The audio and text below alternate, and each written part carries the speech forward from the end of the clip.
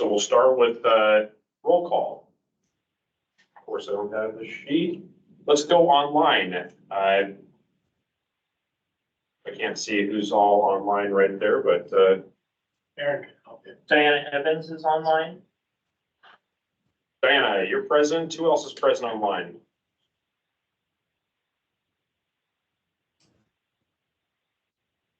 There's a phone number, but I don't know who it is. 1-855-925-2801.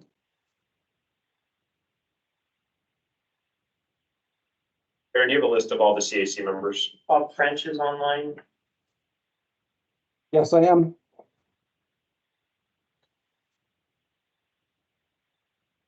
Yeah, I'll go through. Matt Cruikshank, Present. John Scudder, Present. SJ Klein, Diana Evans, Diana's present. Diana's online, just. We can't hear you now. Okay, Mike Rayburn, Here. Nancy Pease, Here. Kathleen McArdle, Chuck Homan, Here. Bob French corrected, Jim Winchester. So we have established, we do have a quorum. Diana had raised her hand. Did you have a question before we keep going? If you're talking, we cannot hear you, Diana. May you put it in chat? That's, There we go. We can hear you, Diana. okay, sorry. You had your hand raised. Did you have a comment or a Yeah, question? I was trying to let you know. I was trying to figure it out. Yeah, okay, good to go. So now that we've established quorum, I'll read our public involvement announcement. AMATS committee meetings are open to the public and public is provided an opportunity to comment at each meeting. Business items are presented by staff or consultant. After the committee discusses the business items, the public is invited to formally comment. Each participant will have 3 minutes to speak on their topic. A couple of housekeeping items. If you are joining us virtually and you are not a member of the committee, please turn your camera off when you are not speaking on an item. If you are joining us by phone, to mute and unmute the microphone, press *6. Is there any questions? Diana, you still have your hand raised. Okay, So can I get a motion to approve the agenda? Move to approve the agenda. Can I get a second? I'll second. Thank you. Are there any corrections? Anything we need to add for discussion? Hearing none, the agenda is approved. Are there any objections to approving the agenda? Hearing no objections, the agenda is approved. Aaron, you submitted the minutes to everyone? No, I did not. Okay, that's what I thought. It's like, maybe I missed that one. No, I don't have time to do those. Nope, you're, way to hold back, Aaron. Okay, so we will not be approving the minutes. Hopefully next, we just have one session to approve, or do we have two, a special meeting and We have a couple of special meetings, so I will probably not be getting to the minutes anytime soon. so to be continued on the minutes, we'll move to action items, which we have none. Moving past that, we have project plan and updates. Move to 6A, Safer Seward Highway Project Update. The consultants will be here to present on that. Catherine, if you want to go ahead and share your screen, I'll put the lights. Easier to see.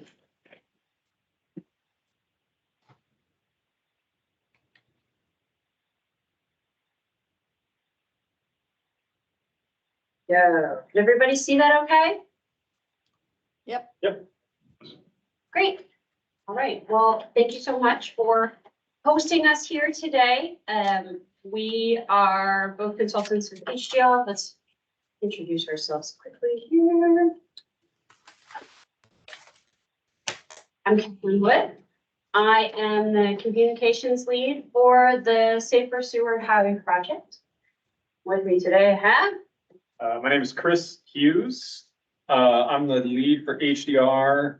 We have three main action teams: communications, engineering, and environmental. My title on this is project liaison. That kind of falls within a lot of this agile project management approach, as we've done this coming from the commissioner's office, and that's where that title kind of comes from. So Chris is the main point between the consultant team and the DOT. So we're going to talk to you a little bit today about some of the technical work that we have done so far as part of this environmental assessment. And Chris will take us through that. And then I'm going to spend a little time talking about what our public outreach process has been and some of the feedback that we've received to date. So before we'll get going. I think the presentation is about 20 minutes. Does that sound good? Sounds great. And then it seems like this is a small enough group that if you have questions while we're going, feel free to interrupt us and ask a question. And then we'll go from there. Everyone online hear that?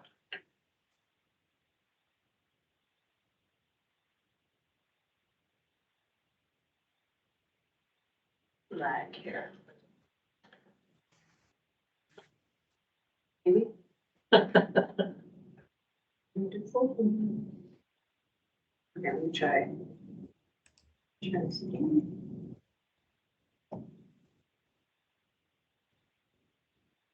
Go back. There we go. There we go. Oh, no, yeah. Okay. This is a great slide to tell me that now we're going to talk about the project overview. Very important slide. All right, there you go. So quick overview of the project. This is milepost 98.5 actually to 118. What that is on the south end, 98.5, commonly referred to as kind of Bird Flats. It's at the southern end of Bird, just past Bird.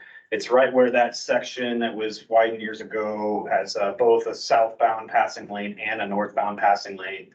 Pathway is on the uphill side, so you're just south of Bird there.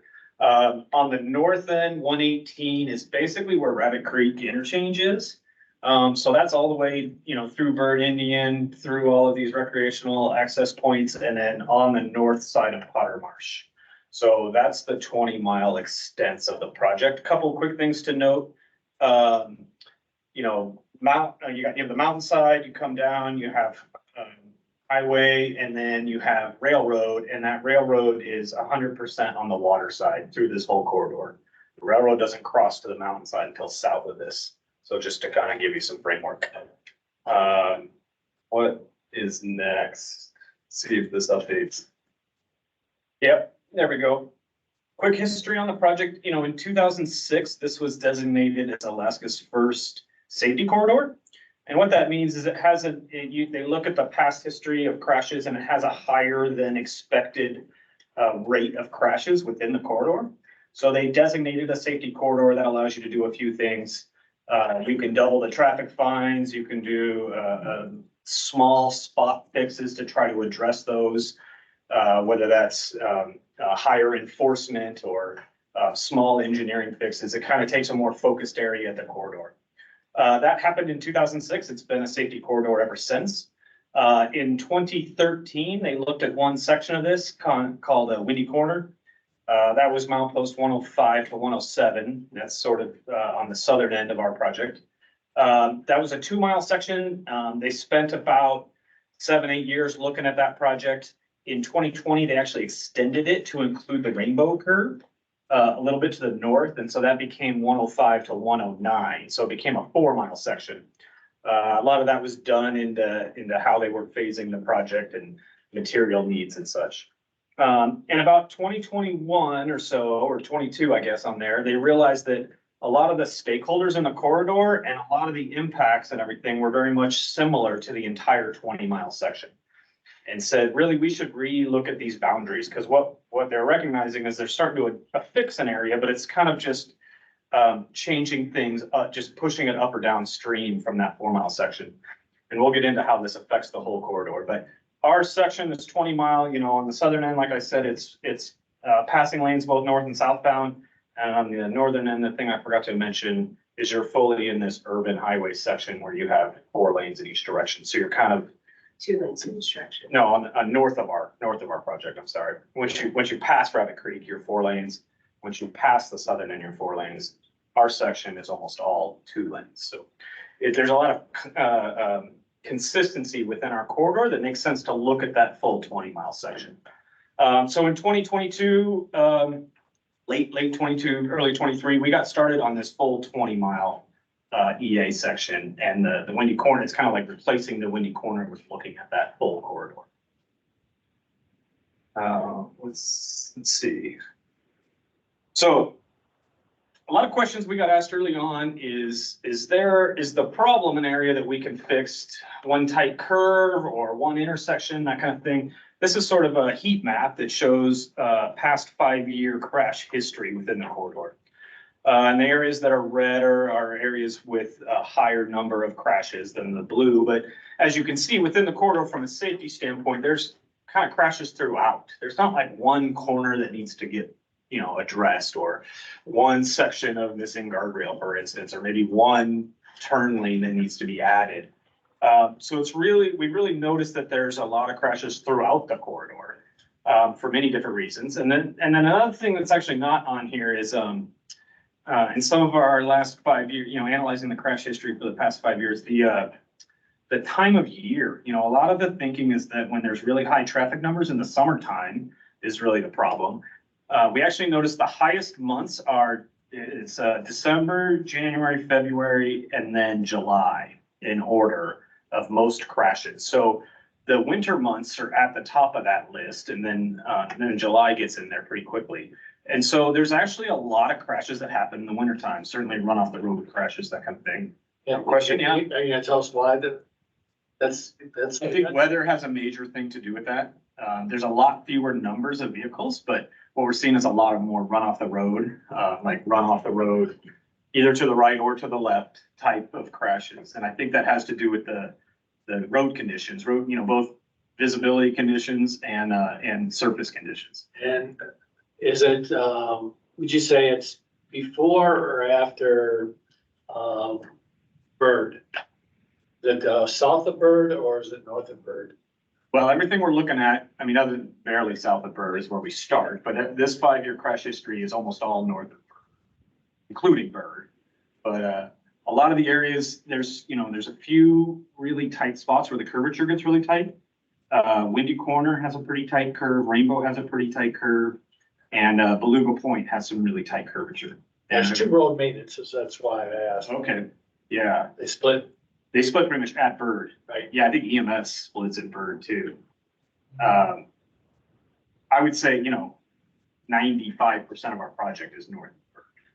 So, What's your color scale here? What is the metric from yellow versus blue? yeah, I couldn't tell you an exact number to go with it. We have some, a full kind of BI dashboard that's analyzed all the crash data. It actually breaks it down, into,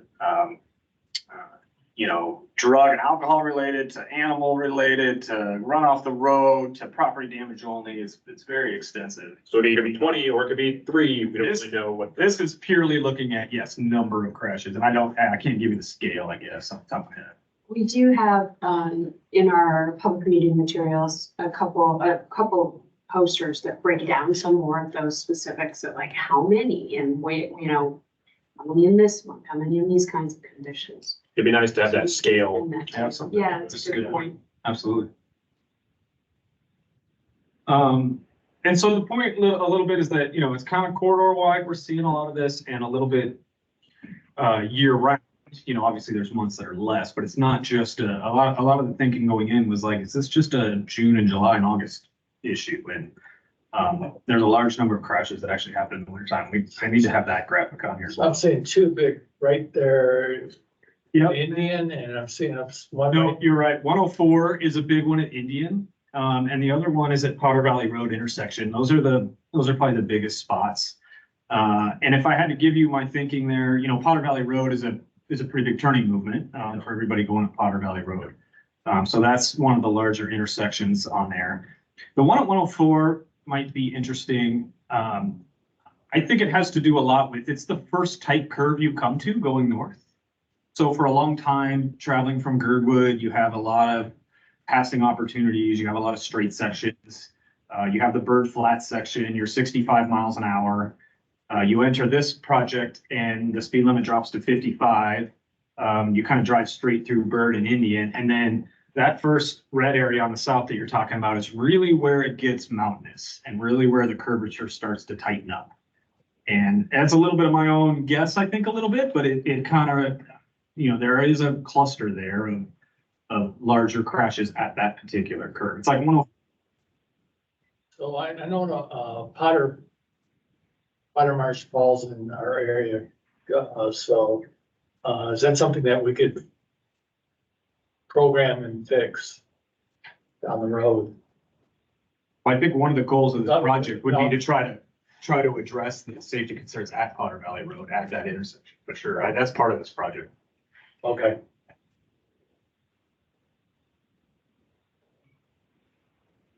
So this next slide shows a little bit of that history that I was talking about. So these are this gives you a little bit more number of crashes, actually, to give you that scale a little bit.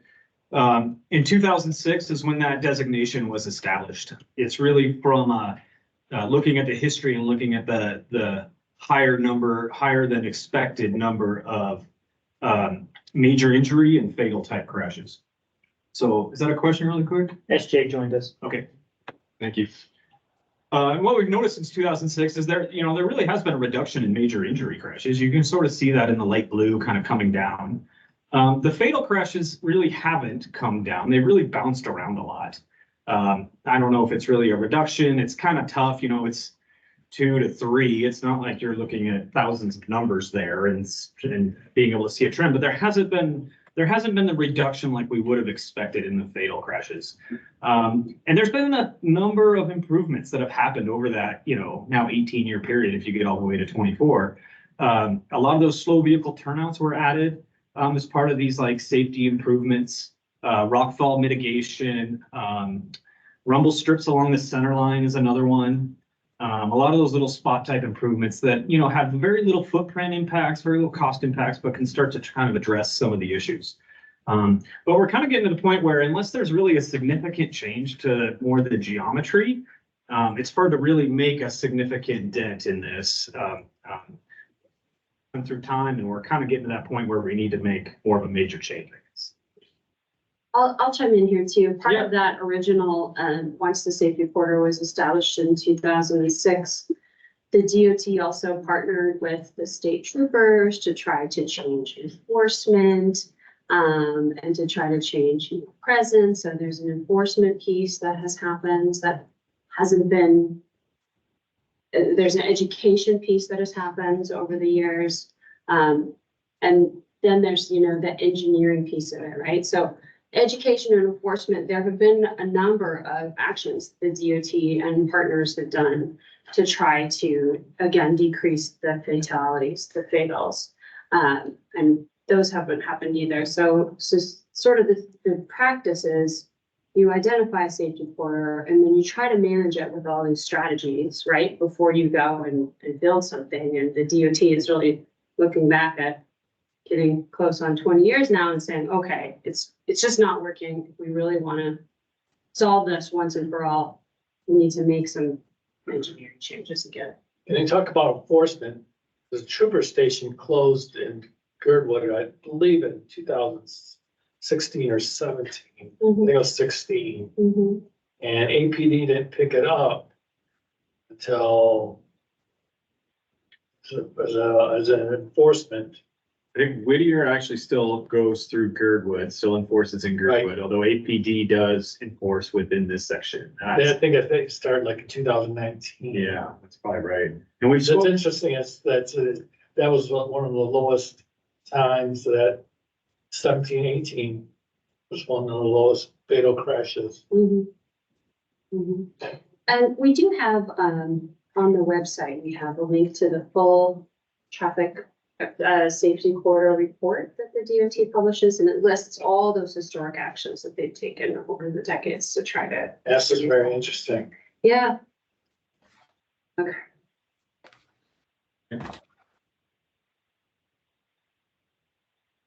so when we get to purpose and need, for this project.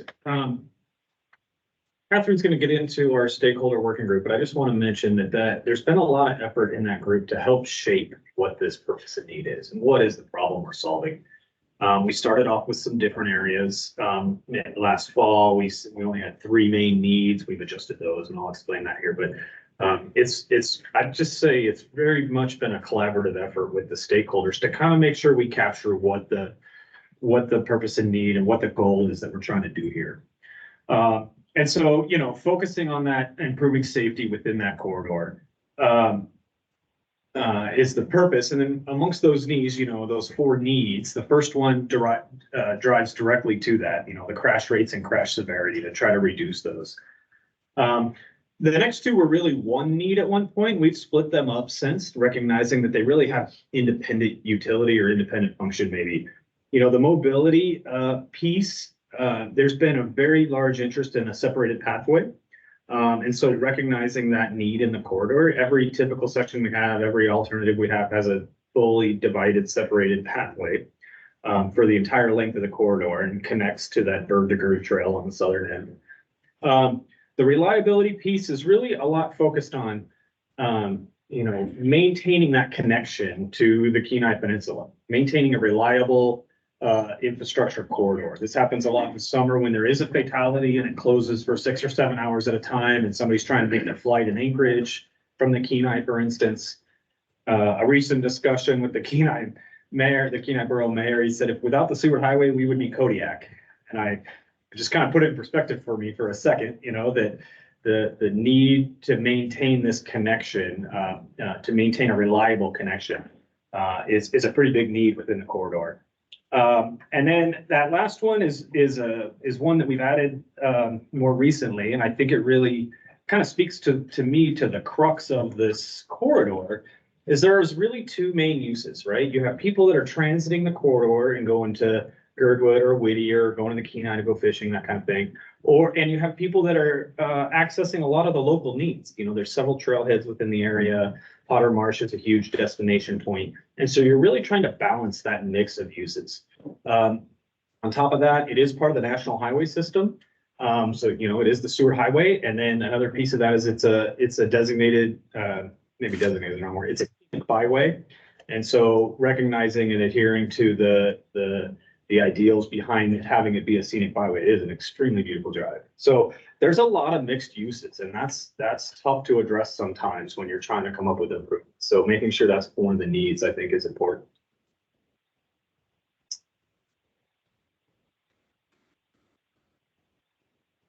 All right, so I started to lead into this, you know, through traffic versus in corridor use is what we're balancing. The steep topography is huge, especially just north of Indian.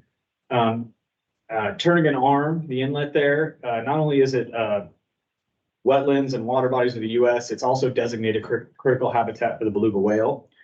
The railroad is obviously right there, everything on the downhill side of the road.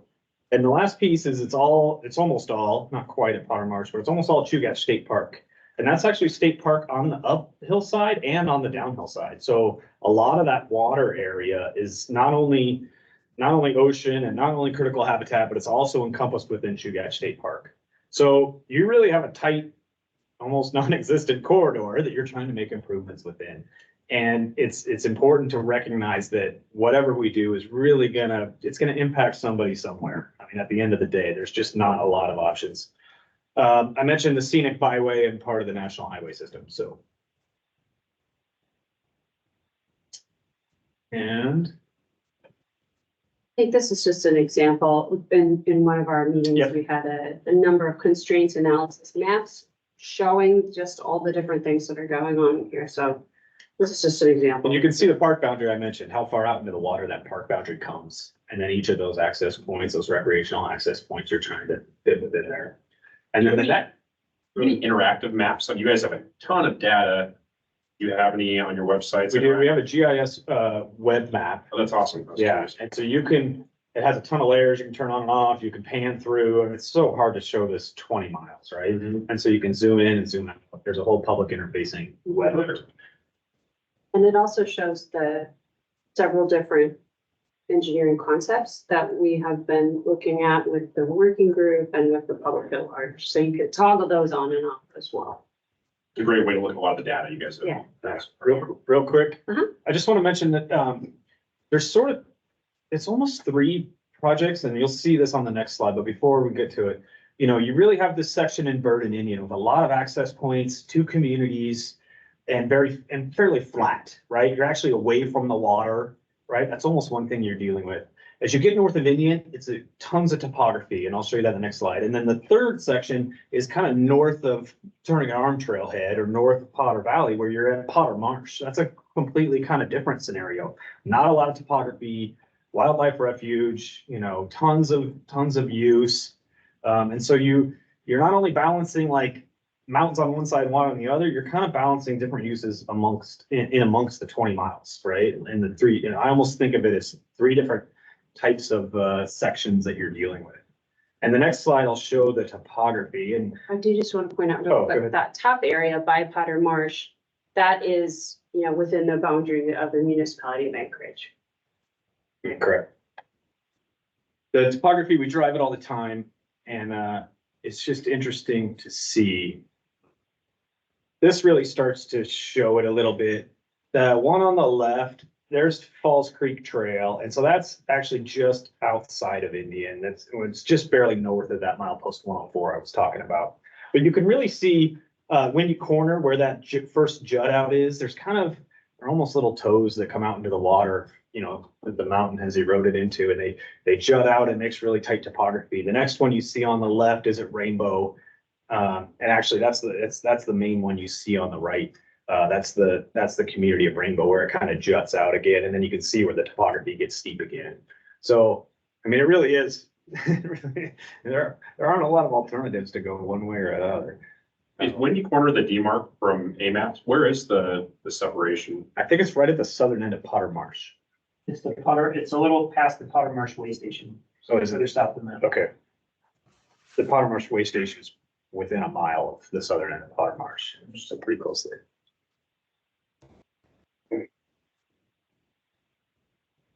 The Potter Marsh section is outside Chugach State Park, but within the Alaska. Correct. Coastal wildlife. Yeah, so that's the wildlife refuge as opposed to state park. That's why that boundary ended at Potter Valley Road. Yep. Thank you for that. And I think. Oh, this was the last one I think I was gonna discuss. This is a couple kind of sketches. We put these together for the public meetings to showcase what this might look like. On the bottom is looking at Potter Marsh, and so on the right-hand side is sort of what you see today. You know, you've got the railroad and the road. Some sections are closer than others in Potter Marsh. On the left is what would happen if you ended up having, you know, what a 4-lane section, for instance, would look like with a barrier in between the two. And so you could start to see stuff that's moved out to the right in this section. There's been a lot of interest in maintaining or minimizing or removing, not having any additional impacts to Potter Marsh, I should say. You can kind of see the separated pathway there on the Potter Marsh side. Up on the north on the top side of this, it's just 2 more sections. The one on the left is sort of in the Bird area, I think it is. And you'll see 3 kind of roadways there. One is more of a frontage road. There's a lot of access points. Reducing the number of access points is a big way to improve safety. And so we've looked at providing a couple local access frontage roads in the Bird and Indian area. And then the one on the right is just a section where you might have a median in between the northbound and southbound lanes rather than a barrier, for instance. And then you can see that's with the pathway on the water side, if you will, or more where the railroad is. So there's some sketches to kind of try to visualize it a little better than some of just the plan view line work.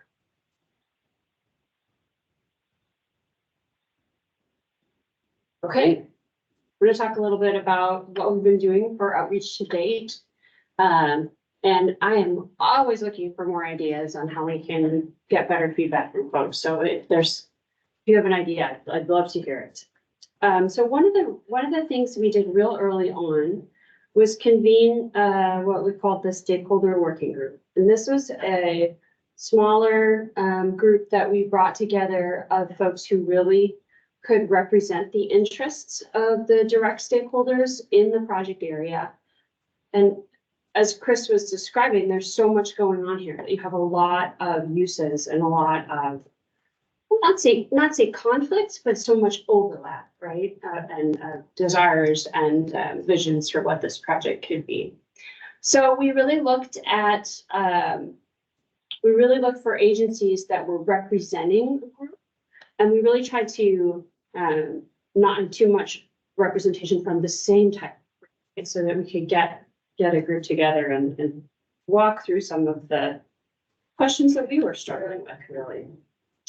The goals of the group have really been to help us shape alternatives to carry forward in the environmental assessment process. So we're in the environmental NEPA phase, which I'm assuming you guys everybody knows that's the first step that you go through before you get, approval from the Federal Highway Administration to move into design and eventually construction.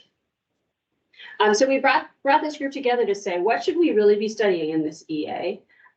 Also to help us think through some mitigation ideas. Are there some creative solutions that we haven't thought of?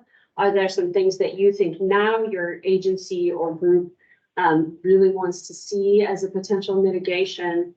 But it's really not to decide if the project moves ahead or not. And it's not to prioritize the project against other projects. That process is the TIP process, which has been, much talked about lately. And anytime we get people asking us questions, we are very knowledgeable about this project, but we are not very knowledgeable about this TIP process. So we just kind of have to say, well, that's a great question. Here, you should talk to this person. But what we challenged the group to do was to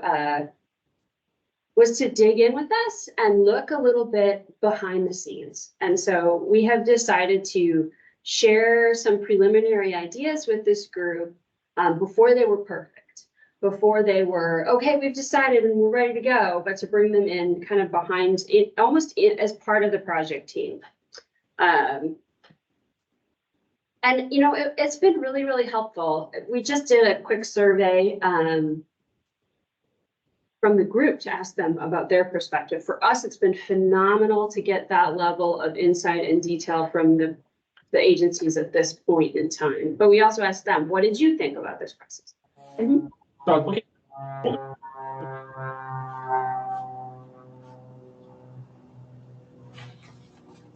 That, DOT is initiating this development. But I didn't see really maintenance and operations as part of that group right there. There's 2 maintenance stations that are responsible for that. And I'm assuming that their perspective will be pretty valuable since they're the ones that are responding. They know where the rocks are coming down. Have they ever been engaged with this process? Sure, we did have the maintenance, Burrell Nickerson from the DOT, who was the maintenance lead at all of these meetings, to say, to be able to provide that perspective. Like, is what we're talking about going to work in the world of maintenance, and to make sure that we weren't coming up with the solution that the state couldn't, maintain in the long term. So we have included them. That's also part of like the usual project team, if you will. So we did have DOT folks there, and from maintenance and operations, and from the project delivery team. Should probably put some. We should add We should them. probably add DOT on here. We just kind of assumed it's hard. Just they're down here But, hiding in the corner. There was usually, there was always at least a representative, 1 or 2 from Central Region in design and planning, and then Burrell has been at every meeting. Maintenance side. It's a really good point. A lot of times I see maintenance as real client and They're kind of separate. I mean, if you actually look, Yeah. design and engineering, M&O. Okay, so let's keep going. So overall, from the stakeholder working group and just from all the public meetings and comments, and we also looked at all the comments from the Windy Corner project. Some themes have bubbled up to the top. Generally, we're hearing from people that they feel like something needs to be done. That people who drive the corridor have experienced, almost everybody has a story. I'll put it that way, about something that happened in this project area that affected them or friends. So there is a general consensus that something needs to be done. a lot of interest in that separated pathway. And so you'll see that that's included in all of our concepts. We do have that online map tool that you mentioned, and we've gotten a lot of good feedback on that as well. Some of the questions that are out there that we are still working through and that we will be able to answer some, if not all of them, in the draft environmental assessment. Some sense like, hey, a 4-lane would be really nice, but can we afford it as a state? A lot of questions about what the speed limit will be. And part of that conversation has been some people wondering if what we're really trying to do is move traffic through faster or get more traffic through. And you know, the more that we've looked at that, that's not really the goal of the project, to increase the volume of traffic, right? We want to build something that will last for the growth potential, but it's not huge right now in the state of Alaska. You know, population growth projections are pretty steady and lower. And so this question about speed limit, we will be answering in the EA. Some questions about if we build new frontage roads, how will they be maintained? And then of course, everybody always wants to know, how much is it going to cost? You know, behind that question is affording it, how will we fund it? At the end, in the draft EA, we will have rough order of magnitude costs. Of course, cost always is refined, changes as the design progresses. And I know that's something that can be frustrating at times for the public who wants to, I would love to be able to say it's going to cost this much, but the truth is we don't know. It's going to continue to evolve. But in that draft EA, we will have cost estimates. We will have some estimates on how long it will take to construct. And then at that roughly, I think the same time, we do a funding and financing plan to develop, you know, how would you fund and finance this? The one thing that I think we really have seen is that in the 20-mile corridor and the kind of topography that we're looking at, this is not a project that's going to be constructed in a short amount of time. This is a project that will take a while to build. And so really in the EA, we're looking at developing a unified plan for that corridor, a unified you know, agency agreement on what that's going to look like. And then you can expect that there will be individual projects that get implemented out of that EA. I like to make it almost akin, this was done on the Seward Highway here in town, That's true. where we did, you know, not we, but the DOT did a kind of a corridor longer EA, and then they've done simple projects. Tudor to Dowling was project, right? And they did Dowling to I'm sorry, Tudor to Diamond, and then Diamond to Dowling. They got Tudor to Dowling, and Dowling to Diamond. That's what it was. There's two projects there, and I keep mixing them up. But Midtown congestion relief style. Midtown congestion relief. Now there's talk about redoing the Tudor interchange. There's talk about doing the O'Malley interchange again. And each of those are separate projects, but they're all within the same sort of corridor EA. So when you come up with these rough order of magnitude, are you going to break it down into different associated projects so that funding can be pursued or is it going to be one rough order of magnitude for the entire? Yeah, there's a couple different ways to do it. One is you look at we're running a model for the whole 20 miles and coming up with quantities and design. And so there is kind of a corridor wide cost. But part of that comes into construction phasing. And this is where Catherine talks about it's really difficult to come up with the cost because depending on how you want to implement those projects makes a huge difference. If you wanted to say that this is one big project and we're going to have 3 contractors working at the same time, a couple different delivery methods, that may be one way to deliver the improvements. Another way might be we're going to do a fix at Windy Corner, and then we're going to design and do the next piece at McHugh Creek. Get that section fixed because of the left turn lane that's not there. And then we're going to focus on part. That might take twice as long time-wise, and the cost, the time value of money, the cost of that shows up extremely, extremely different. And so, you know, depending on, one of the things we're working through right now is trying to figure out some project delivery options, I would say, based on how the state wants to go about funding. This feels like highway to highway. You see any resemblances in the pattern? Well, both of us worked on highway to highway Did you? a lot, Yeah. so we definitely recognize what you're talking about. Yeah. It's, you know, and that the original EA for the Seward Highway that Chris was talking about, that was written 20 years ago, right? But it established a plan, a long-term plan for what was gonna happen. You know, I think the highway to highway environmental document, if it had been completed, again, would have established that long-term plan.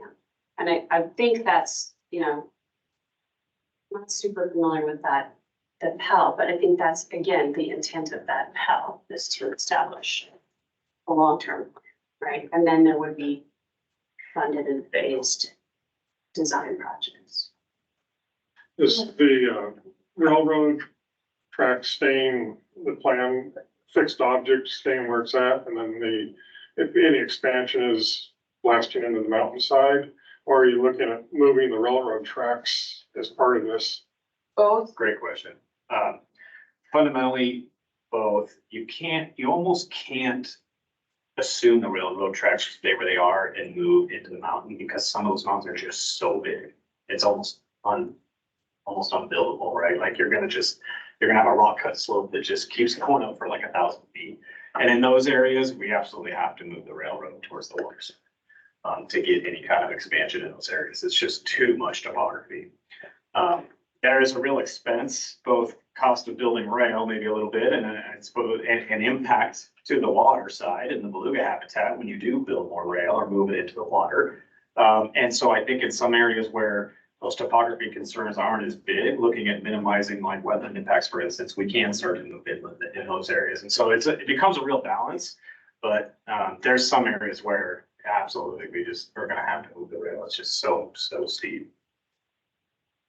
Are you looking at any tunneling, like at Wendy? We are. And moving the highway through a tunnel? Yep. And then a park there or something? Yeah, there's actually 3 locations we've looked at tunneling. We've just started to look at what the raw order magnitude costs are and just comparing that directly to a cut opposed to a tunnel kind of in that same area. The 2 things you have to balance there, we started to look, you need to be in about 150 foot deep-ish of cut before the tunnel maybe starts to pencil out. The other piece that isn't in there, that is more of a final design effort, is the length of tunnel when you get to where ventilation is required. And that length really fluctuates. We only have 2 lanes going through that tunnel, for instance. You've got traffic flow moving all in the same direction. A lot of times you can just add bands. If you have traffic moving both directions, it's a little different. You actually do a whole sort of climatic model looking at what are the wind patterns and everything. When you do like a full-on modeling scenario to figure that out. Sometimes those lengths are as short as 800 to 1,000 feet. And so you have to have a horizontal geometry that is akin to it as well. But we're looking at it, like we have like 3 different locations.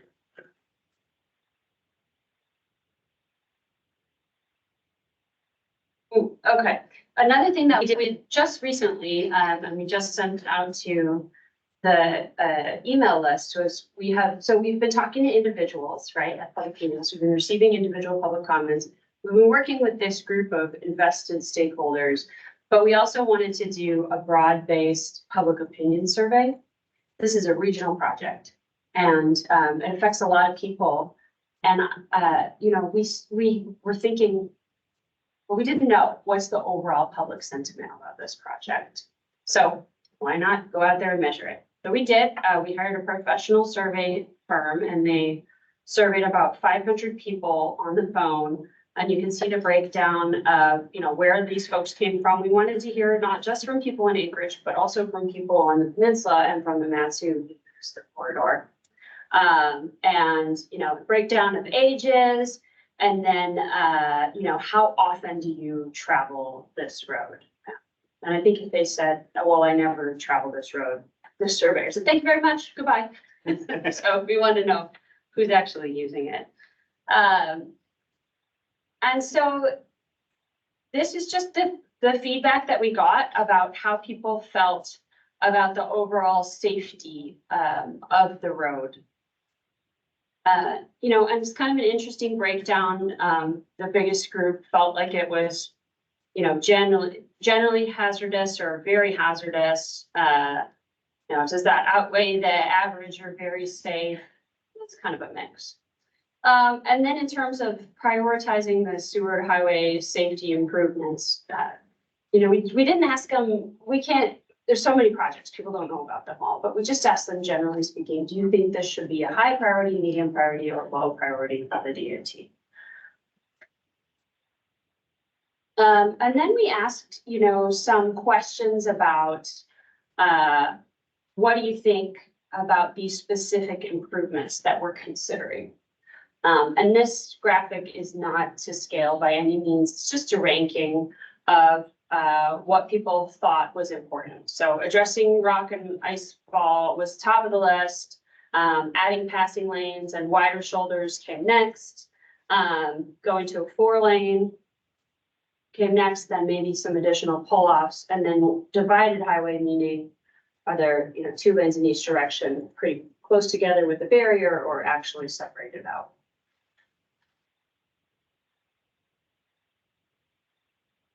So where are we at right now? We spent a lot of time this last year working through concepts, ideas, doing engineering, and we are now in the process of screening those alternatives against our purpose and need, looking at, you know, traffic analysis, safety analysis. So the next step for us is to really nail down what alternatives will get the additional level study in the environmental assessment.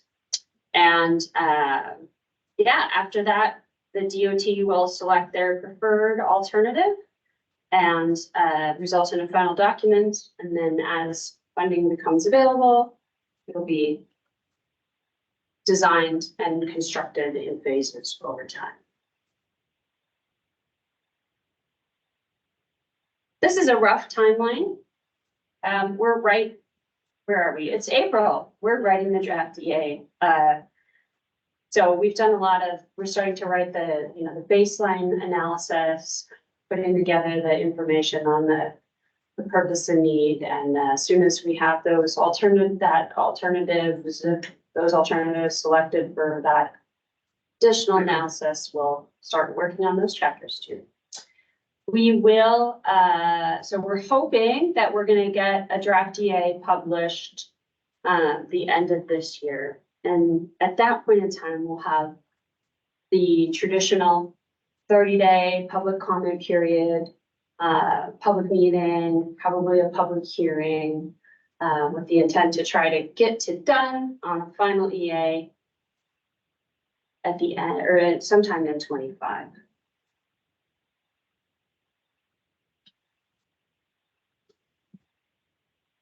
So what's next? We're here to talk to you. We'd love to have you all on our email address. If you want to scan, you can check out our past meeting materials. You can also check out that interactive map tool. That is the end of our prepared presentation.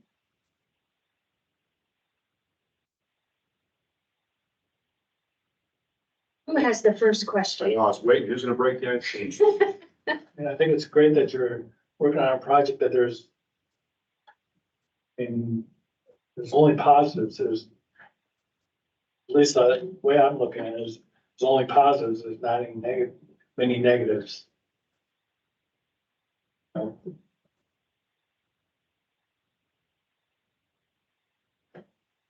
matter what you do, you're gonna improve things.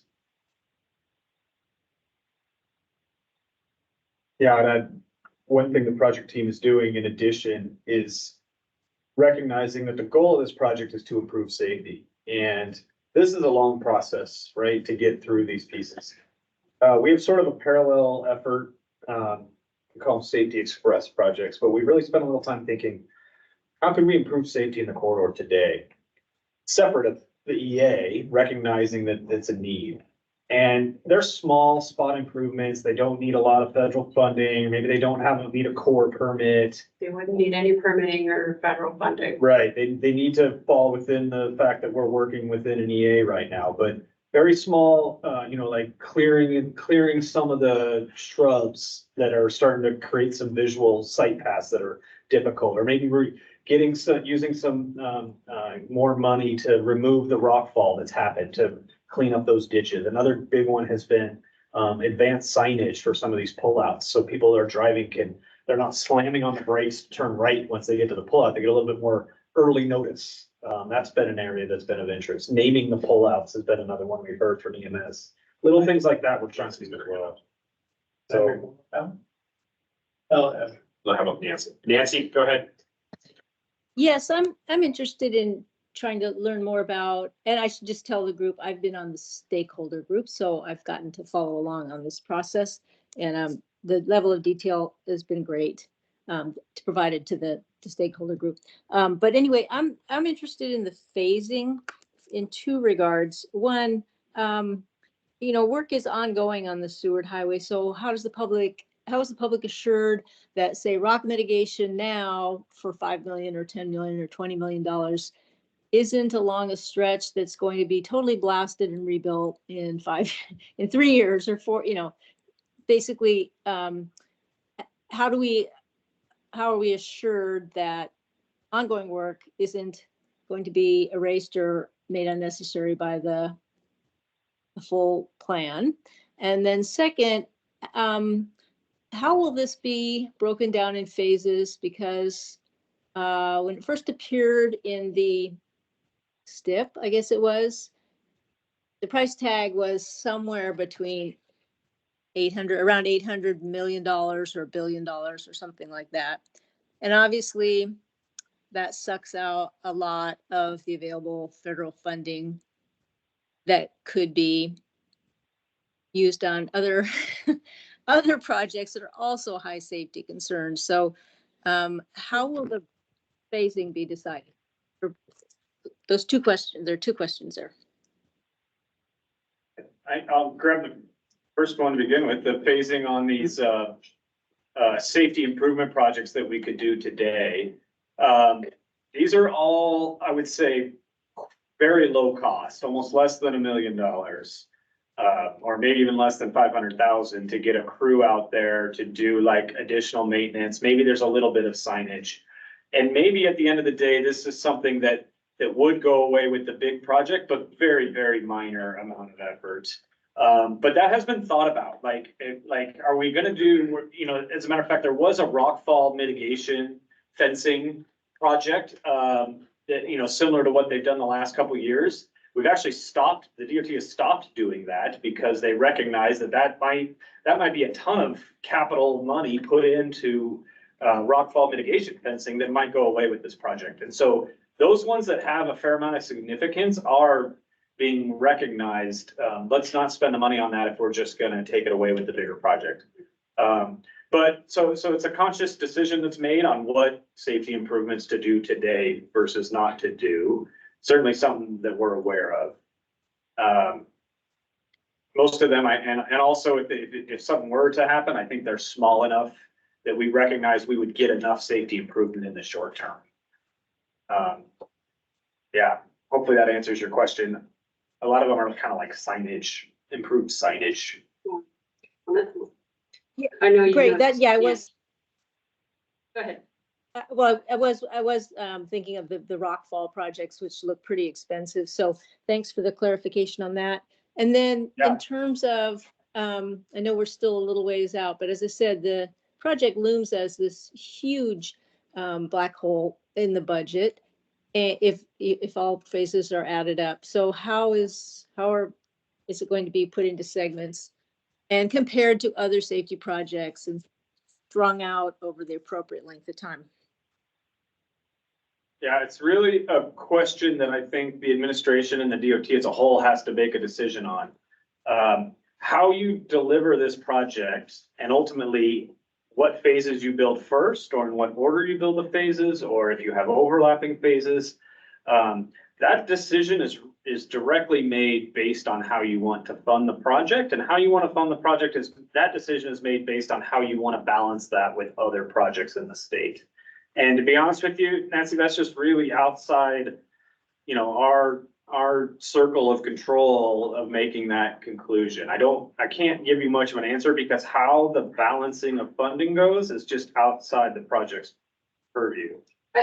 It might be more accurate to just chime in here and say that, we're sort of expecting the commissioner's office or the DOT to say, all right, we want to spend roughly X amount this year. Consulting team, go figure out what that looks like. Yeah. And they might ask us a couple, say, well, what if we spent this amount per year versus this amount per year, right? Like we will probably look at something like that, but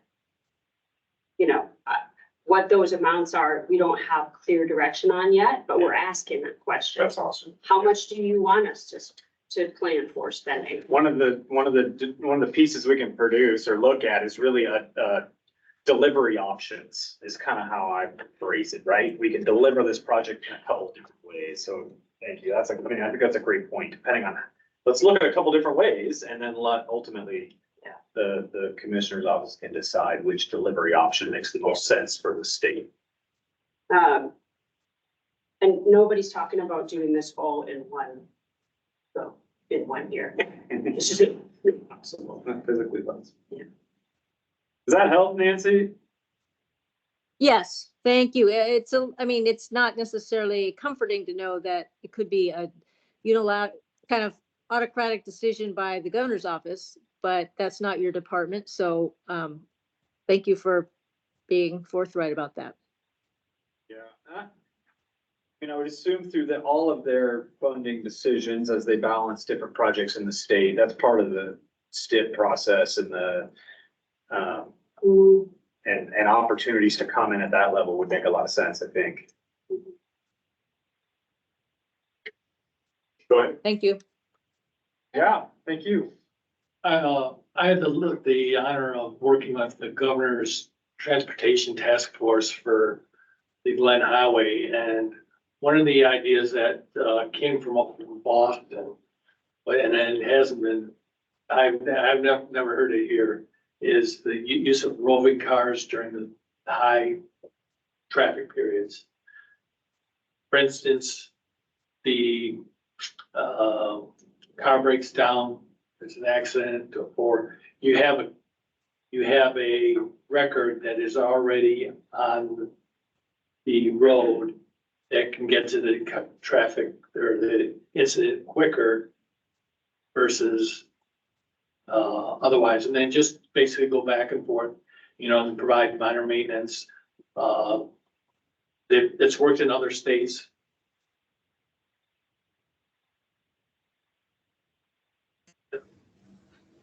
It would expedite the clearing of wrecks on minor wrecks off the highway where one record is needed.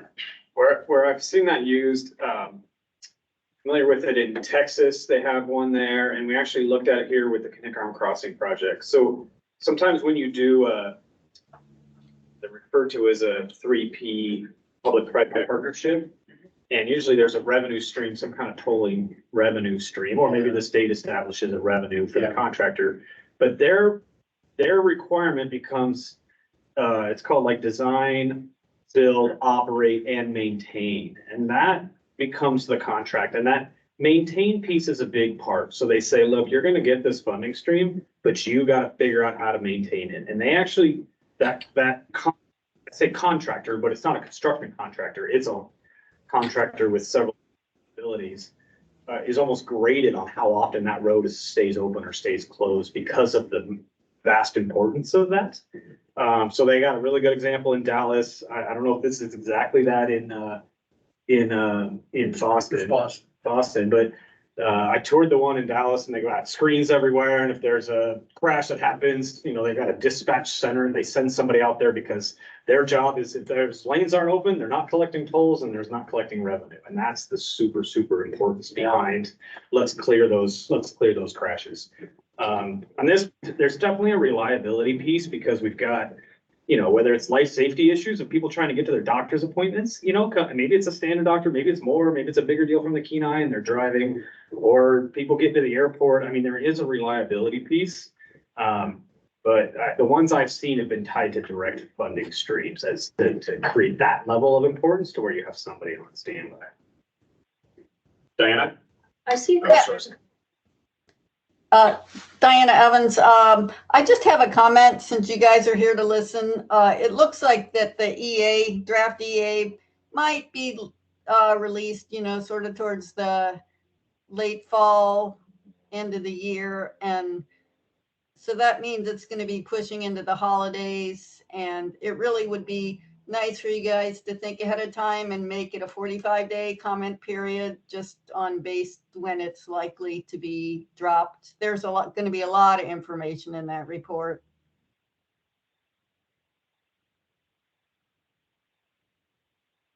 Thank you, Diana. Thank you. Do we have any committee member comments? There's a couple in the chat. So we'll wait till we actually get to public comment before we open it up to the public. That's always been our process. Any other committee members wishing to speak? Yeah. SJ?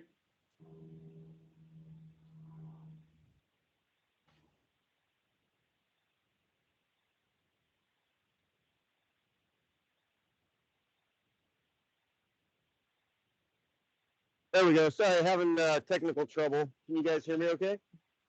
Yes.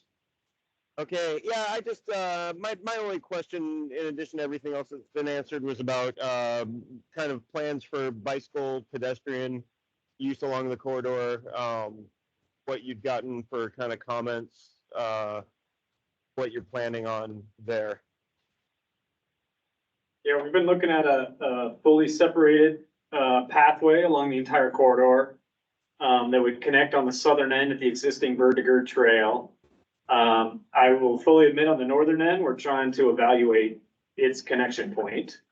Looking at some of the Potter Marsh facilities maybe at the moment, or maybe into Rabbit Creek, but that's still kind of being determined. Interest level, it's interesting. I would say there's a lot of interest level in having that separated pathway. And we heard a lot of that from the Windy Corner work that was done. But then on the flip side, in the public opinion survey, we actually heard of people, it was more in the lines of rarely used. I would rarely use the pathway, almost in that regard, maybe leaned a little bit more that way. And I think there would be a lot of use. I think it has a lot of benefit. I think the overall numbers of people that would bike the entire 20 miles, for instance, is up in the air. Maybe that's the distinction between the two. But overall, I would say there's been a lot of interest in making sure that there is a pathway on the project.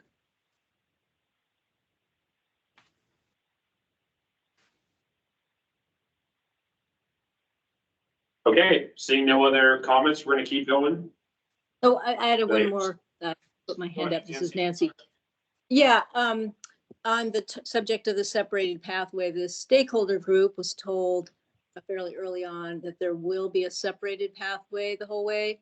And from there, most of the discussion has been, should it be waterside, mountainside, and how great will the separation be from traffic lanes? So is there any hesitation in having a separated pathway the whole way?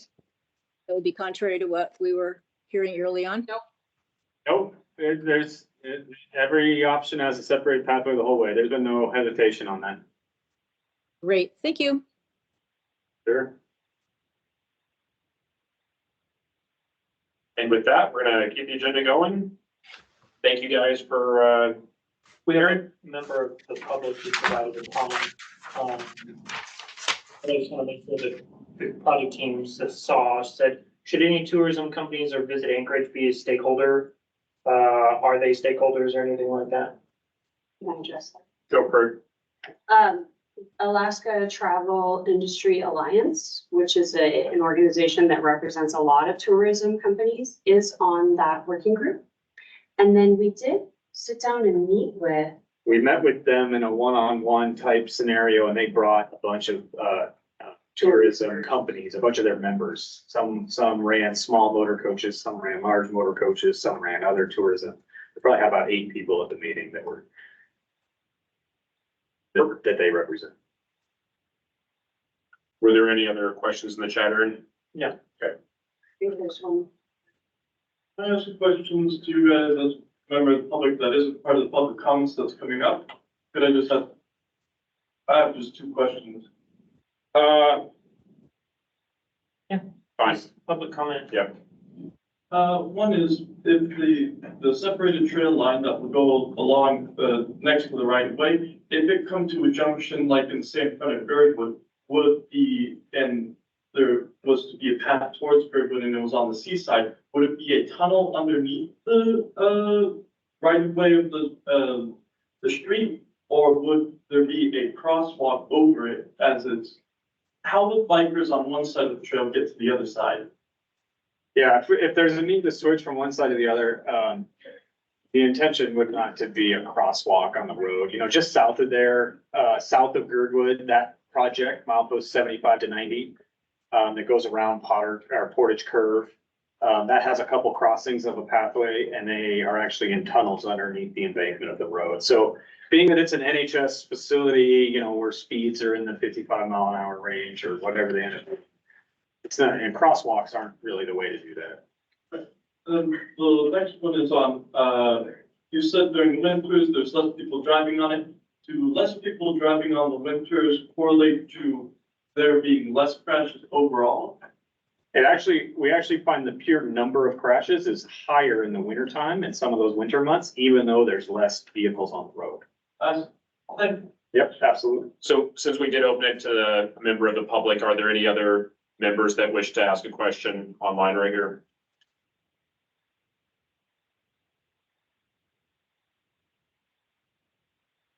Hearing none, thank you guys for your presentation. You did a wonderful job. Thank you, appreciate it.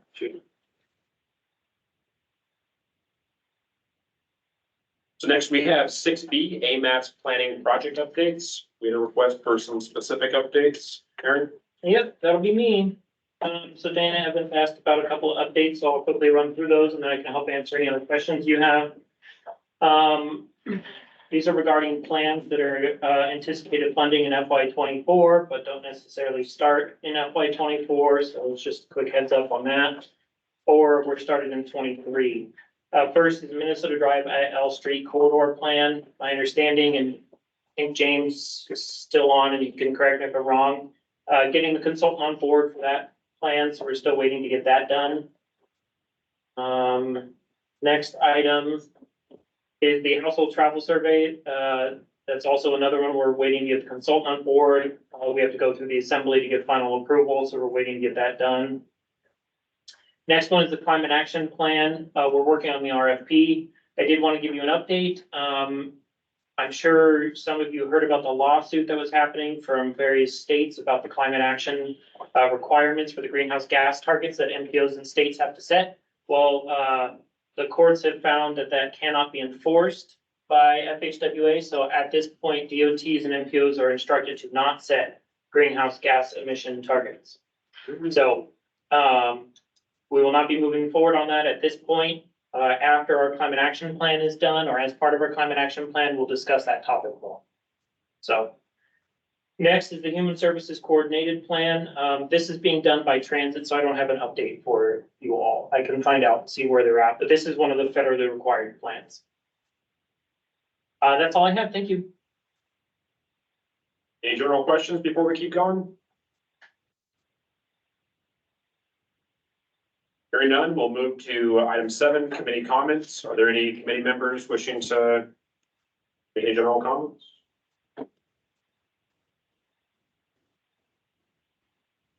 Hearing none, we'll move to public comments. Oh, sorry, Go ahead, Nancy. I didn't get my hand up. With regard to the greenhouse gas emissions targets, we do have an Anchorage climate action plan, and Anchorage, municipality informs AMATS policy. So I'm just disappointed that we are not going to move ahead as AMATS on that, is there no internal initiative or priority for doing this? Or I shouldn't say internal, given that the municipality is a major part of this MPO, why would that not be and provide momentum? Well, the municipality doesn't direct AMATS staff, the policy committee does. And right now, the direction is do our climate action plan and see where we want to go from there. So that's what we are waiting to do, is get our climate action plan done. Okay, and what's the time frame for that? As I said earlier, we're trying to get the RFP out the door, so we're probably looking at another 4 to 6 months before we get a consultant on board, and then it'll take a couple of years to get the climate action plan done. Thank you, Aaron. Okay. Was there any other general questions? Or keep going? Yeah, I do have one other question, and this is just to put this idea forth for future possible action by the Citizen Community Advisory Committee. One of the sort of processes that perplexes me is the amount of funding that switches around through amendments to the TIP. In particular, I'm concerned that the maintenance of non-motorized facilities really just jumps around incredibly. In one of the recent amendments, one of the years, I think 2026, the figure allotted was $50,000 for maintenance. And prior to that amendment, figures had been in the hundreds of thousands or even over $1 million in maintenance, and it was down to 50,000 for that given year. So I know that Aaron is really understaffed right now. So I don't know at what point to bring this concern forward and figure out how maybe the Community Advisory Committee can be more on top of it. And if that is a priority of the committee or the Bike Ped Committee, have a little more say so when that kind of thing happens. So I'm just putting that out there as a flag. Thank you, Nancy. Are there any other members of the committee wishing to comment?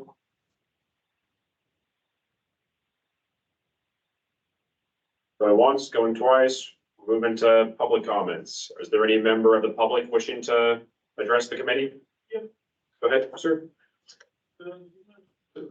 Sure, go ahead. Can you state your name for the record, please? Evan Leaf.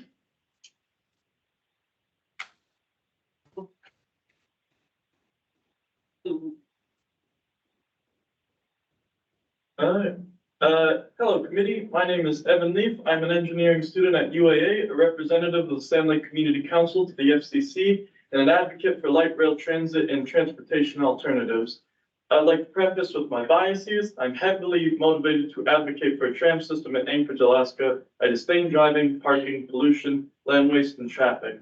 I'm also a huge fan of trams in other US and foreign cities. Whenever I visit Seattle or Portland, the need to rent a vehicle is optional due to the reliability of the public transit infrastructure, the Sound Transit and AMATS. However, in Anchorage, even a visitor must rely on rental cars or tour buses to effectively travel the city. Anchorage residents are effectively required to own a vehicle if they want to be a functioning member of the city, to commute, to shop, or even visit a park. Trams, I will attest, offer a partial solution to both the current housing of Anchorage, transportation problems, homelessness, retaining Alaskan youth, and aid in affordability. I've conducted a survey with about 100 people from across the city asking them, how would you feel if there's a tram system in Anchorage? An overwhelming majority of the answers were either supportive of any developments in public transportation. The second most response was they never considered it before and were favorable to implementing trams, with almost everyone voicing concerns for feasibility and how trams would work in Anchorage. There's a large unmet desire in the city for better transportation akin to cities that service rail and bike infrastructure while towing the line to affordability and pragmatism. I'll comment that the Federal Transit Authority has historically given grants to cover a majority of infrastructure costs, an example being the Portland MAX. With the current city infrastructure almost exclusively revolving around automobiles, it leaves out demographics that don't own a car, and those left without funds to buy and maintain a car have effectively barred from the economy unless they utilize the bus, if they can. The Faithful Mover system is plagued with problems due to inefficiencies, unreliability, and lateness that results in a perceived distrust of the buses as a reliable option for commuters, incentivizing people to use their own personal car, which leads to the status quo where we now have more registered personal vehicles in the state of Alaska than residents, according to the DMV and US Census. Trams could aid in developing density in the city. Having less people driving would open up parking lots for potential development as land use. The right-of-way car lanes converted to separated bike paths, light rail dedicated to rapid transit would create reliable transportation that wouldn't get stuck in traffic, not bump around in potholes, and have a capacity and cost efficiency that would supersede the current bus system. Ideally, the buses would be supplemental to a potential light rail transit system that would service areas that aren't currently, such as Hillside, East or South. Rapid transit could aid in delivering commuters to and from business districts to neighborhoods. Residents wouldn't worry much about finding parking in downtown when they can take a tram to the city center, incentivizing more people to go. A line from the airport to downtown would help with tourists who visit our state. Light rail on Diamond, Tudor, or Northern Lights could alleviate the heavy traffic to the biggest business districts and open up parking to more development. I've talked to residents in Girdwood who would be open to the idea of a tram line in their community that could connect to the Alaska Railroad and onto Anchorage, alleviating transit along the Seward Highway and aiding in commuters in Girdwood. Fellow students at UAA would as well be served by a tram line down 36. Students often envy colleges in the lower 48 that have tram lines directly to the university. Your 3 minutes are up. So you need to wrap up. If Anchorage wishes to be on the forefront of infrastructure development, expansion and growth, and ease of living, Anchorage must do its part and at least very consider the useful solutions that light rail and trams provide. Thank you. Okay, of course. When I spoke earlier, I was on the governor task force for rail, which was, done away with when the governor took office. Part of the, very well done for your the preparation you put into it, very well done. One of the main issues was there was not enough rail available during the summer months. During the winter months, there was, and J-Bear he didn't include J-Bear.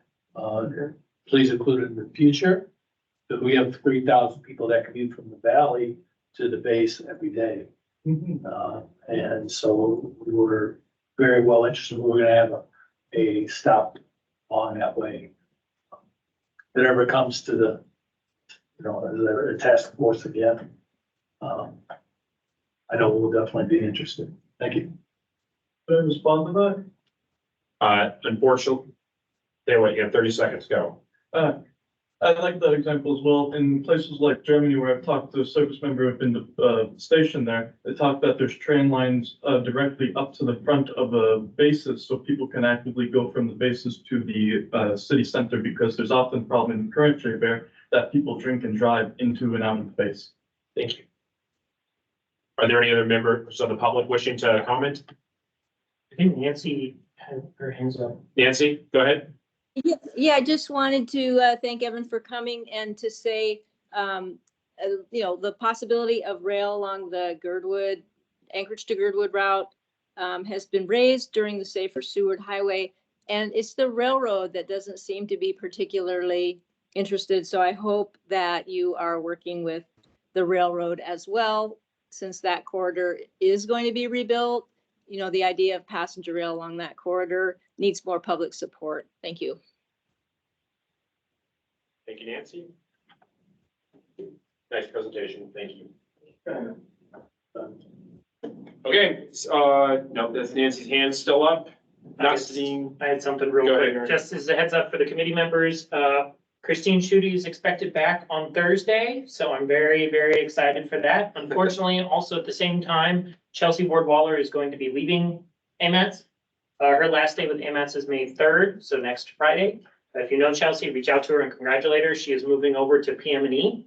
So she's going to be replacing Gary Jones and helping with the CIP and stuff like that. So at least she's staying within the Muni and she'll be working very closely with AMATS over the years. But that keeps AMATS at a pretty big disadvantage in terms of staff. So We're still hiring. If you know anybody who's interested in a job, we have 3 positions that are open right now, so. So we're not getting our minutes anytime soon? Well, it depends on where Christine is at. Hopefully she'll You're good. see my notes and she'll be able to make minutes out of them. Yeah. So thank you. Thank you, Aaron.